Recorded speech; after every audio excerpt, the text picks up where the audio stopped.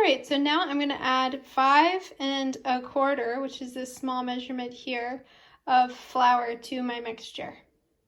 So I'm halfway through adding 5 1/4 cups to my mixture. And again, you want to make sure you have clean hands because this is going to involve another step where we need to mix with our fingers. So since I'm halfway, I don't want it to get too heavy with flour on top. I'm going to go ahead and start mixing. So just mix it until it's even throughout and then add the rest of your flour. I'm done now mixing my flour and the wet mixture, and you want to make sure that it's pretty even throughout so you don't have dry or wet spots. This took me about 10 minutes. As you can see, it's a pretty messy process. And now what we're going to do is we're going to cover this with a towel, leave it out on the counter, and wait for 20 minutes.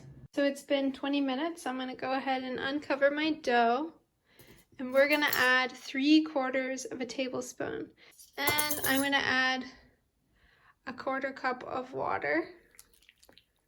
And then I'm going to mix again with my clean hands. In retrospect, I think 1/4 cup of water might have been a little bit too much, so at home I would recommend actually doing about 2.5 tablespoons of water instead of 1/4 cup. But your mixture should look more or less like this, pretty firm. Now we're going to cover it again and leave it for 30 minutes. So after the mixture is set for 30 minutes, we're going to knead it, which means we're going to massage it gently to kind of get air in it. So what I'm going to do is I'm going to take one end of the dough, and it helps if you wet your hand down first.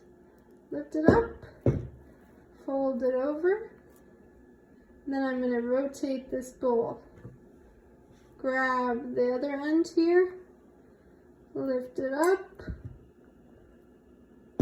Careful not to break your bowl.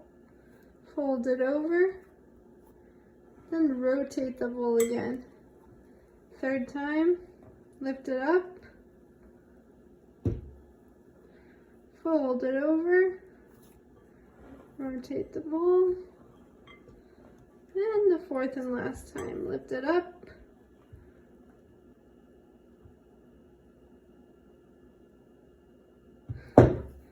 fold it over,